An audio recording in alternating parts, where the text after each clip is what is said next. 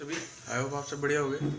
और फिलहाल तो भाई मैं अभी सो के उठ चुका हूँ और आज थोड़ी लेट उठा था क्योंकि 2 दिन से स्कूल जा रहा था, थक जाता हूँ थोड़ा बहुत भाई। स्कूल में तो भाई घर से बाहर जाओ तो थकावट हो ही जाती है 6-7 घंटे में। तो भाई नींद भी पूरी नहीं हो रही थी। एक तो दोपहर में भी आके नींद तो आती थी बहुत ज़्यादा, पर सोता नहीं था रात को, फिर लेट तक पड़ता था, से नींद ही पूरी नहीं हो रही थी। तो आज थोड़ा लेट उठा मतलब। और अब भाई फ़िलहाल मैं नहाने का इंतज़ार कर रहा हूँ कि पानी थोड़ा गर्म हो रहा है। वैसे मैं गर्म पानी से नहाता नहीं था, पर जुकाम हो गया था, कुछ ज़्यादा प्रॉब्लम हो गई थी कान वान में, तो भाई गर्म पानी से नहाना पड़ रहा है इस सर्दी। वही मेरा पानी गर्म हो रहा है, अभी उसका इंतज़ार चल रहा है कि गर्म हो जाए, उसके बाद मैं नहाने जाऊँगा। तो बस भाई फिर यही चल रहा है अभी। सो के उठा था लेट, अब बस नहा धो के खा पी के अब दोबारा से मैं पढ़ने बैठूँगा। चलो फाइनली मैं नहा भी लिया हूँ, नहा के आ चुका हूँ। और फिर उसके बाद पूजा भी कर ली है, आपको टीका लगा हुआ दिखाई दे रहा होगा। तो भाई पूजा भी कर लिया है। फिर उसके बाद अब खाना वाना भी खा चुका हूँ और अब मैं पढ़ने बैठ चुका हूँ। मतलब एट लास्ट फाइनली हम पढ़ने बैठ चुके हैं सुबह, ठीक है। और भाई आपको याद होगा मैंने लास्ट वीडियो में आपको आपसे क्वेश्चन पूछा था, तो भाई मैंने बोला था कि मैं उस क्वेश्चन का आंसर नेक्स्ट वीडियो में दूंगा।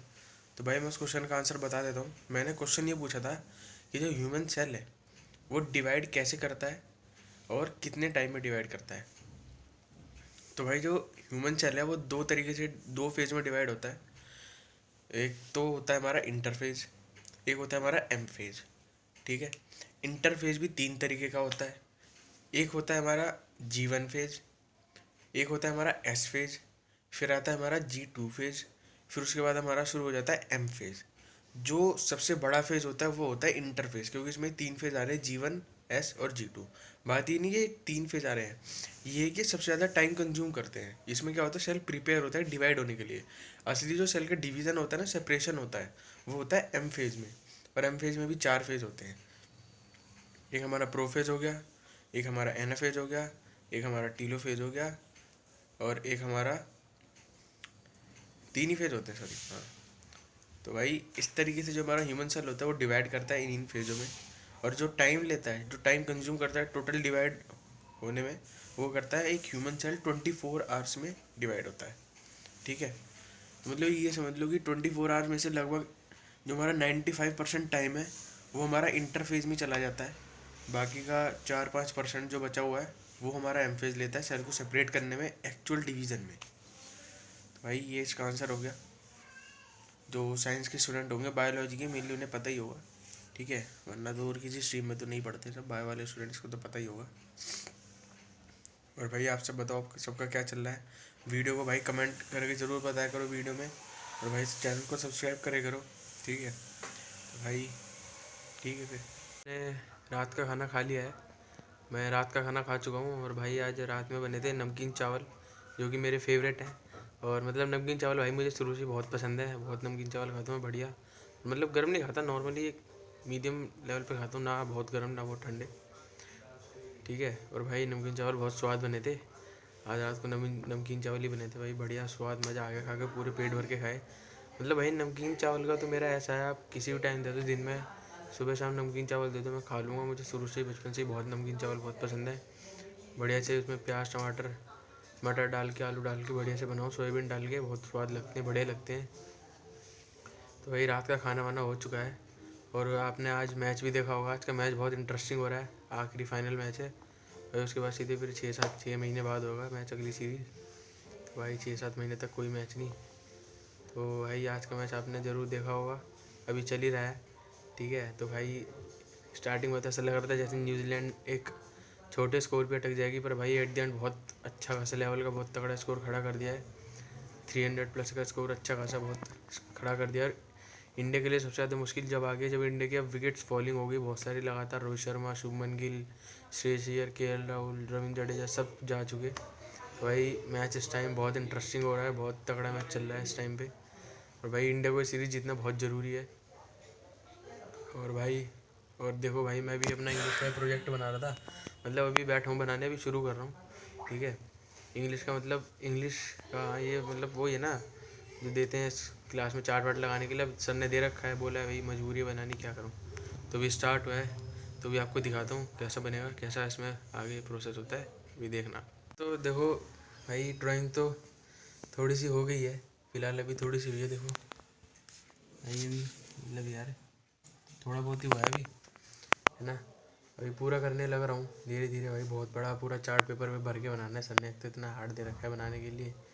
मेरी ड्राइंग तो अच्छी है पर भाई कलरिंग बेकार है मेरी थोड़ी सी। मैं ड्राइंग तो अच्छी बना लेता हूँ पर भाई थोड़ी सी कलरिंग ख़राब करता हूँ, तो इसी में दिक्कत आती है। अभी टाइम लग रहा है, थोड़ा बहुत ही बन पाया है अभी।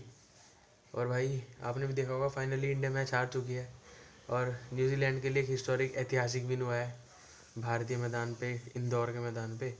हिस्टोरिक विन हुई है, ठीक है। 8 मैचों में पहली बार इंग्लैंड जीता है भाई। मैच बहुत इंटरेस्टिंग था भाई। और भाई भैया भी अभी आने वाले, उसके बाद देखते हैं भैया का पेपर कैसा गया, आपको बताते हैं भाई।